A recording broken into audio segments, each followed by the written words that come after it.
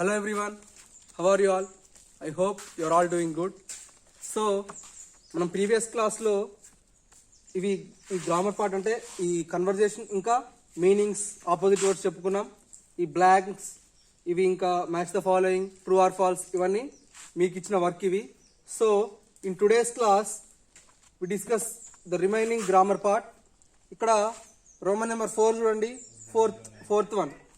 ఇక్కడ మనకి ఏమి ఇచ్చాడంటే rearrange the jumbled letters into a meaningful word. ఇక్కడ మనకి కొన్ని వర్డ్స్ ఇచ్చాడు. ఎన్ని వర్డ్స్ ఇచ్చాడు? 5 వర్డ్స్ ఇచ్చాడు. 5 వర్డ్స్.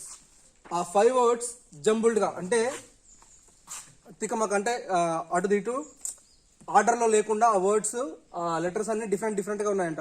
ఇక్కడ ఉండాల్సిన లెటర్ ఇక్కడ అట్లా డిఫరెంట్గా ఉన్నాయంట, జంబులింగ్ ఆర్డర్లో ఉన్నాయి. సో వాటిని రీఅరేంజ్ చేయమంటున్నాడు. అక్కడ ఇచ్చిన వర్డ్ని రీఅరేంజ్ చేసి మీరు కరెక్ట్ మీనింగ్ఫుల్ వచ్చే వర్డ్ లాగా, అంటే ఇప్పుడు హ్యాపీ ఉందనుకోండి, happy is a word. So ఈ వర్డ్ ఉంది కదా, దీన్ని ఎలా ఇచ్చాడంటే APPHY అని ఇచ్చాడు. చూడండి ఇక్కడ P same, A same, H same, ఇంకా Y సేమ్. ఇక్కడ ఉన్న లెటర్స్ ఇక్కడ ఉన్నాయి, కాకపోతే అన్ని జంబ్లింగ్ అంటే అటు దిట్టు ఇటు దిట్టు అట్లా పెట్టి రివర్స్ ఆర్డర్లో జంబ్లింగ్ చేసి ఇచ్చాడు. సో మనం ఇప్పుడు ఈ వర్డ్స్ని ఇక్కడ ఇచ్చిన వర్డ్స్ని మనం మన లెసన్లో ఉన్న నేమ్స్ ఇచ్చాడు కాబట్టి సో మనం వీటిని క్లియర్గా పర్టికులర్గా వాటి మీనింగ్ఫుల్ వచ్చే వర్డ్ లాగా మనం క్రియేట్ చేసి రాయాలి. ఫస్ట్ వర్డ్ మనం చూసుకుందాం. First word FORMED. Next TRANS. ఇది మనకి ఇచ్చిన ఫస్ట్ వర్డ్. ఇది జంబ్లింగ్ వేలో ఉందంటే కరెక్ట్ పద్ధతిలో లేదు. సో మనం ఏం చేయాలి, వీటిని ఒక మీనింగ్ఫుల్ వచ్చే వర్డ్ లాగా, ఒక మీనింగ్ వచ్చే వర్డ్ లాగా మనం రీక్రియేట్ చేసి మనం దీన్ని ఒక మీనింగ్ఫుల్ వర్డ్ లాగా రాయాలి. ఒకసారి చదవండి, దీన్ని ఎలా చదవాలి చదవండి ఒకసారి. జనరల్గా ఫార్మ్డ్ ట్రాన్స్, మనకి ఈ లెసన్లో ఎక్కడో విన్నట్టుంది కదా ఈ పేరు, ఫార్మ్డ్ ట్రాన్స్. అసలు మనకు లెసన్లో ఉన్న పేరేంటి ఒకసారి మీరు లెసన్ చదువుకుంటే ఇంకా అరెల్స్ ఇప్పుడు మీరు ఈ మీనింగ్స్ కానీ ఈ స్పెల్లింగ్ వర్డ్స్ కానీ చూసుకుంటే నార్మల్గా మ్యాక్సిమం ఈ వర్డ్స్లోనే ఉంటాయి. ఈ వర్డ్స్ ఇట్లాంటి వర్డ్స్ మీనింగ్స్ ఇంకా స్పెల్లింగ్ వర్డ్స్ వీటిలోనే ఉండే ఛాన్స్ ఉంటుంది ఎక్కువ. స్పెల్లింగ్స్లో ఫస్ట్ వర్డ్ చూడండి, ట్రాన్స్ఫార్మ్డ్. ట్రాన్స్ఫార్మ్డ్ మనకు దొరికిందా కరెక్ట్ సూటబుల్ వర్డ్ అంటే ఏమంటారు మీనింగ్ఫుల్ వర్డ్ మనకు దొరికిందా ఇప్పుడు దీంట్లో? ట్రాన్స్ఫార్మ్డ్. సో మన ఫస్ట్ వర్డ్ ఆన్సర్ ఏంటి? transformed. Okay, transform. The second one ఏముంది చూడండి, ELLEDTRA. ఒకసారి దీన్ని చదువుకోండి, వెల్డ్ ట్రా. ఈ వర్డ్ మనకి ఈ మీనింగ్ అంటే ఈ స్పెల్లింగ్స్ తో ఉన్న సూటబుల్ వర్డ్ ఎక్కడైనా ఉందేమో చూడండి. ఫస్ట్ ఇవన్నీ చూడండి స్పెల్లింగ్ వర్డ్స్: ట్రాన్స్ఫార్మ్డ్, ఈగోట్, region, barber, whip, invisible, worship, vanished, physician, acupuncture, piercing. No, ఇక్కడ ఎక్కడా లేదు. సో మనం ఈ వర్డ్స్ లో చూసుకుందాం. మీనింగ్స్ లో ego, region, bed, rewarded, whip, vanished, physician, piercing, acupuncture ఇక్కడ కూడా ఎక్కడా లేదు. సో మనం లెసన్లోకి వెళ్దాం. ఫస్ట్ లెసన్లోకి వెళ్తే ఇక్కడ చూడండి, ఫస్ట్ పారాగ్రాఫ్లో ఈ వియల్డ్ అనే ఇక్కడ ట్రా అనే వర్డ్ ఎక్కడ వస్తుందో చూడండి. వియల్డ్ అని, వెల్డ్ ఇంకా ట్రా, వెల్డ్. ఇక్కడ సెకండ్ పారాగ్రాఫ్ చూడండి. జాంగ్ ఏమొచ్చింది ఇక్కడ? ట్రావెల్డ్ అని ఉంది కదా. ట్రావెల్డ్ స్పెల్లింగ్ ఏంటి? TRAVELLED, travelled. సో ఇదే కదా మీనింగ్ఫుల్ వర్డ్ ఇక్కడ ఇచ్చిన మనకి జంబ్లింగ్ వర్డ్ కి. సో మనం ఏం రాయాలి? Correct answer is travelled.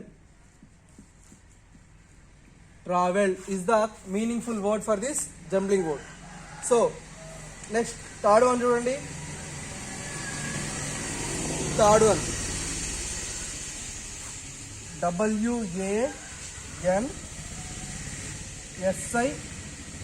WANSICHU. So మనకి ఇచ్చిన వర్డ్ ఇది ఏంటిది? వాన్ సిచ్చు. ఇక్కడ ఆ వర్డ్ ఎక్కడ ఉందని చూడండి, స్పెల్లింగ్ వర్డ్స్లో లేదు, మీనింగ్స్లో లేదు, ఇంకా ఆపోజిట్ వర్డ్స్లో కూడా ఎక్కడ లేదు. సో మనం లెసన్లో చూసుకుందాం ఒకసారి. ఇక్కడ ఫస్ట్ పారాగ్రాఫ్లో కూడా ఎక్కడ లేదు. నెక్స్ట్ సెకండ్ పారాగ్రాఫ్లో కూడా వ్యాన్ సిచ్చు అనే మీనింగ్ వచ్చే వర్డ్ ఎక్కడ లేదు.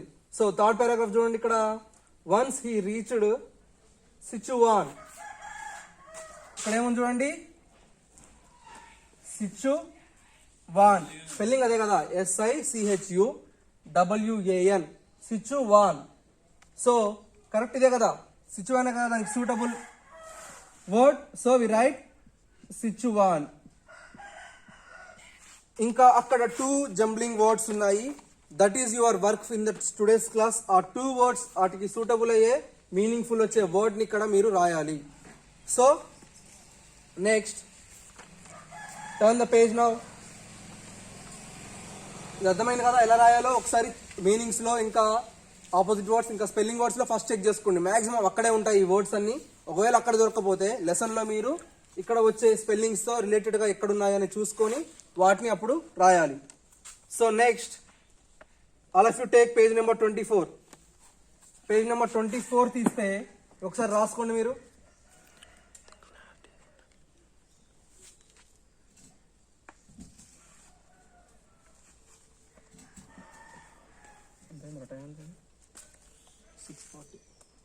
నెక్స్ట్ ఇక్కడ మీకు ఇప్పుడు మన ప్రజెంట్ టాపిక్ ఏంటంటే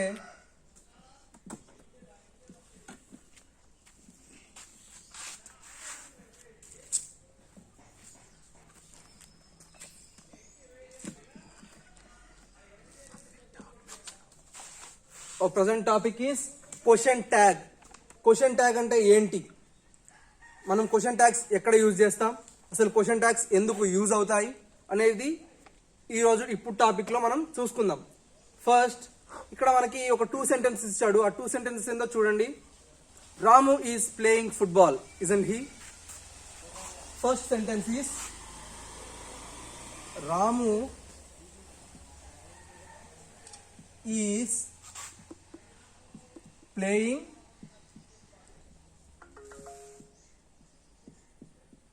football.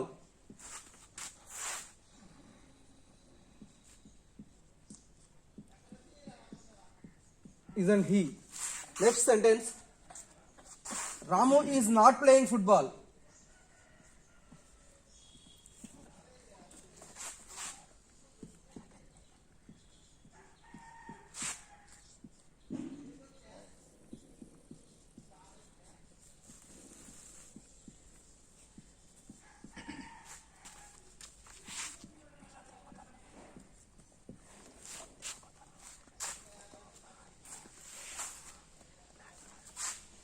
ఇక్కడ మనకి 2 స్టేట్మెంట్స్ అంటే 2 సెంటెన్సెస్ ఇచ్చాడు. ఒకసారి 2 సెంటెన్సెస్ ని చదువుకోండి.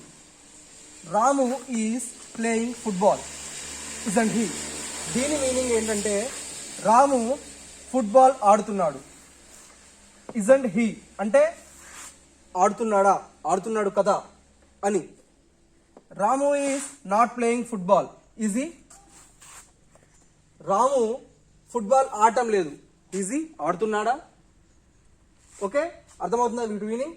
ఇక్కడ మనకి ఈ సెంటెన్సెస్ గురించి మనకి ఏమి ఇచ్చాడో చూద్దాం. ఈ సెంటెన్సెస్ చూడండి, దాని కింద the highlighted part is called question tag. ఇక్కడ మీకు టెక్స్ట్ బుక్ లో ఒకసారి క్లియర్ గా చూసుకుంటే ఈ పార్ట్ వరకు ఇక్కడ ఇజంట్ హీ, ఇందులో ఈ సెకండ్ సెంటెన్స్ లో ఇందులో ఈ పార్ట్ ఇంకా ఈ పార్ట్ పింక్ కలర్ లో మెన్షన్ చేసి ఉంది. మీరు చూడండి, అబ్జర్వ్ చేయండి ఒకసారి. ఇజంట్ హీ అనే పార్ట్ ఇక్కడ, ఇక్కడ ఈజ్ హీ అనే పార్ట్ ఇక్కడ పింక్ కలర్ లో మెన్షన్ చేసింది. The highlighted part is called question tag. So ఈ పార్ట్ ని మనం క్వశ్చన్ ట్యాగ్ అంటాము. అర్థమవుతుందా. ఇక్కడ ఇజంట్ హీ అనేది ఈ సెంటెన్స్ లో ఈజ్ హీ అనేది, ఇందులో ఈ పార్ట్ ని క్వశ్చన్ ట్యాగ్ అంటాం, ఈ సెంటెన్స్ లో ఈ పార్ట్ ని క్వశ్చన్ ట్యాగ్ అంటాము. The question tag in English is a phrase added to the main part of the sentence inviting the listener to confirm or give an opinion about the comment. The question tag in English, ఇంగ్లీష్లో question tag అనేది ఒక phrase, ఒక ఈ సెంటెన్స్కి add చేసిన ఒక phrase మాత్రమే.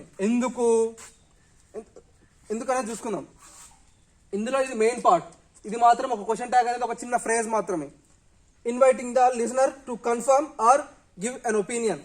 ఇది ఎందుకు యూజ్ అవుతుందంటే మనం చెప్పే వ్యక్తి, మనకి ముందున్న వ్యక్తి కానీ లేకపోతే కాల్లో మనం ఇండైరెక్ట్ గా ఉన్న వ్యక్తి కానీ మనం మాట్లాడే అంటే మనతో ఉన్న కన్వర్జేషన్ లో ఉన్న వ్యక్తికి మనం ఒక స్టేట్మెంట్ చెప్పి అది దాని ఒపీనియన్ ఆర్ ఇంకా వాళ్ళ సజెషన్ అంటే వాళ్ళు చెప్పే ఐడియాని వినడానికి ఈ క్వశ్చన్ ట్యాగ్స్ అనేవి యూజ్ అవుతాయి.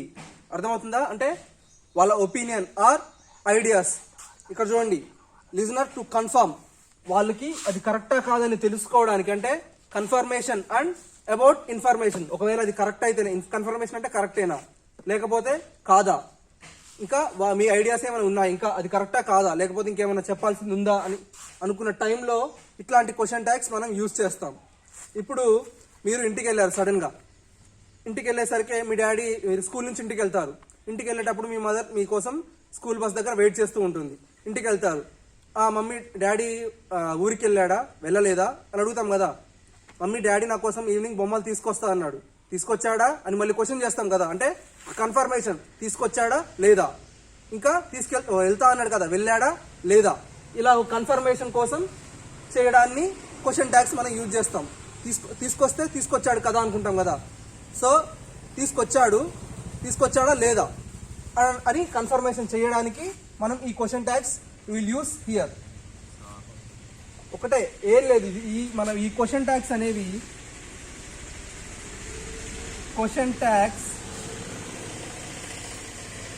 ఇది రాసుకోండి. Question tags are used to get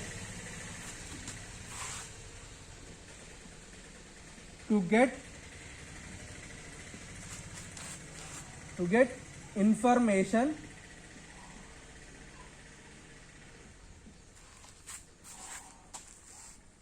or confirmation. Question tags are used to get information or confirmation. అంటే ఒక దాని గురించి మనం తెలుసుకోవడానికి కానీ లేకపోతే అది జరిగిందా లేదా అని కన్ఫర్మ్ చేసుకోవడానికి కానీ ఈ క్వశ్చన్ ట్యాగ్స్ మనం యూజ్ చేస్తాము. ఇక్కడ మనకి ఇంకా ఇచ్చాడు చూడండి, when the comment is positive right negative tag. ఇక్కడ ఏం లేదు, ఇక్కడ ఏమి ఇచ్చాడు, when comment is positive right negative tag. ఇక్కడ ఇది మనకి కామెంట్ అంటే మనకి మెయిన్ స్టేట్మెంట్, మన సెంటెన్స్ లో మెయిన్ పార్ట్ ఇది కదా. సో ఇక్కడ ఇది పాజిటివ్ ఉందనుకోండి, మనం ఇక్కడ నెగిటివ్ రాయాలి, మనం నెగిటివ్ మాత్రమే రాయాలి. ఎందుకంటే ఇది పాజిటివ్ ఉంది. రాము ఈజ్ ప్లేయింగ్ ఫుట్బాల్, అతను ఆడుతున్నాడు, so this is positive. So మనం ఇక్కడ ఏం రాయాలి, నెగిటివ్. ఇజంట్ హీ, ఆడట్లేదా అని అడగాలి. రాము ఈజ్ నాట్ ప్లేయింగ్ ఫుట్బాల్, రాము ఇక్కడ ఫుట్బాల్ ఆడటం లేదు. He does go school every day, he goes to school, అతను స్కూల్ కి వెళ్తాడు. డజంట్ హీ, వెళ్ళడా, అతను స్కూల్ కి వెళ్తాడు అనేది ఒక పాజిటివ్ స్టేట్మెంట్, వెళ్ళడు అనేది నెగిటివ్ స్టేట్మెంట్. సో మనం రబ్ చేసుకుని మనం నెక్స్ట్ క్లియర్ గా చెప్పుకుందాం. నెక్స్ట్ ఇక్కడ ఇచ్చిన సెంటెన్స్ తోటి మీకు కన్ఫ్యూజ్ కాకుండా ఉంటారు.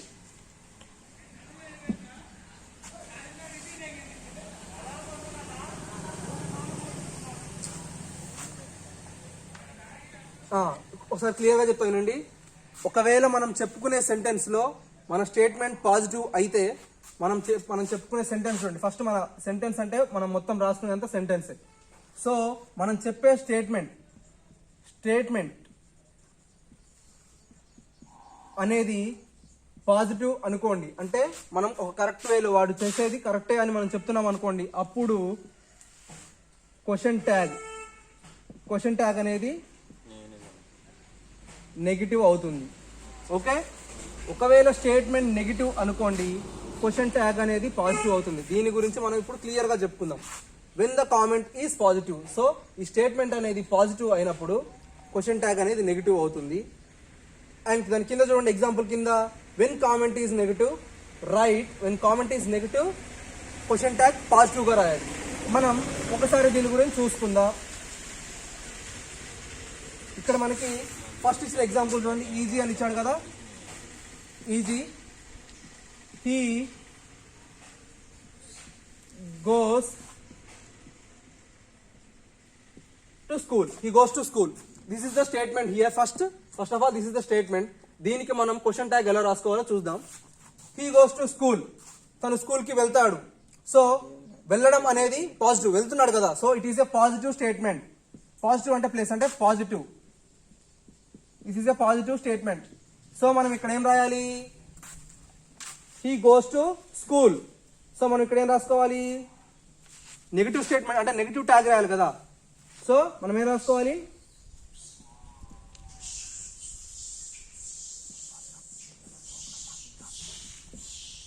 Doesn't he. ఓకే, ఇక్కడ మనకి ఇచ్చిన స్టేట్మెంట్ పాజిటివ్ కాబట్టి we should write negative statement here. ఓకేనా, అర్థమవుతుందా? తను స్కూల్కి వెళ్తాడు, this is a positive statement. So మనం ఏం రాయాలి, నెగిటివ్, డజంట్ హీ, వెళ్ళడా అని రాయాలి. నెక్స్ట్ సెకండ్ ఎగ్జాంపుల్ చూడండి, దీనికి క్వైట్ ఆపోజిట్ ఉంటుంది. He does not go to school. ఇక్కడ ఇచ్చిన స్టేట్మెంట్ చూడండి ఒకసారి, he does not go to school. ఇది స్టేట్మెంట్ నెగిటివ్ ఆర్ పాజిటివ్, అతను స్కూల్కి వెళ్ళడు, అతను స్కూల్కి వెళ్ళడు. So this is a negative statement. ఇది నెగిటివ్ స్టేట్మెంట్ కదా. నెగిటివ్ స్టేట్మెంట్ అన్నప్పుడు మనం ఏం రాయాలి, ఇక్కడ హీ గోస్ అన్నాడు, సో మనం డస్ నాట్ అని రాసుకున్నాం. అంటే ఇది నెగిటివ్ స్టేట్మెంట్ కాబట్టి డస్ నాట్ అని రాసుకున్నాం. అప్పుడు he does not go to school, తను స్కూల్కి వెళ్ళడు. అప్పుడు మనం ఏం రాసుకోవాలి, క్వశ్చన్ ట్యాగ్, డస్ నాట్ పెట్టకుండా does he does not go to school, తను స్కూల్కి వెళ్ళడు. డస్ హీ, వెళ్తాడా? అర్థమవుతుందా? సో ఇక్కడ నెగిటివ్ స్టేట్మెంట్ కాబట్టి ఇక్కడ పాజిటివ్ స్టేట్మెంట్ వచ్చింది, అంటే పాజిటివ్ క్వశ్చన్ ట్యాగ్ వచ్చింది. ఇక్కడ మనకి పాజిటివ్ ఏ సెంటెన్స్ లో చూడండి, మనం ఒక కన్వే చేసేటప్పుడు ఈ క్వశ్చన్ ట్యాగ్స్ యూజ్ చేసేటప్పుడు ఇక్కడ పాజిటివ్ స్టేట్మెంట్ ఉంటే క్వశ్చన్ ట్యాగ్ నెగిటివ్ గా ఉంటుంది, స్టేట్మెంట్ నెగిటివ్ గా ఉంటే క్వశ్చన్ ట్యాగ్ పాజిటివ్ గా ఉంటుంది. So this is how we use question tags. ఇంకా వాటికి ఎగ్జాంపుల్స్ ఉన్నాయి, మనం ఏ ఎగ్జాంపుల్ దగ్గర ఏం యూజ్ చేయాలి, ఇంకా వాటిని ఎలా ఫిల్ చేయాలనేది మీరు జనరల్ గా ఒకసారి ట్రై చేసి పెన్సిల్ తో లైట్ గా రాయండి, అంటే మీరు గెస్ చేసి రాయండి. అవి ఎంతవరకు కరెక్టో నేను ఎలాగైనా నెక్స్ట్ క్లాస్ లో చెప్తాను. సో మీకు ఇచ్చే వర్క్ ఏంటంటే, ఇవి క్వశ్చన్ ట్యాగ్స్, ఇవి రాసిన తర్వాత క్వశ్చన్ ట్యాగ్స్ ఏవి సూటబుల్ అవుతాయో మీరు జస్ట్ పెన్సిల్ తో రాసి పెట్టండి. మీరు ఎంతవరకు ట్రై చేయగలిగారు అనేది నేను చూస్తాను. సో ఒకవేళ రాంగ్ అయినా రైట్ అయినా నెక్స్ట్ క్లాస్ లో మనం ఏది కరెక్ట్ ఏది రాంగ్ అనేది I will try to tell you. So that is the end of the class today. Okay, bye.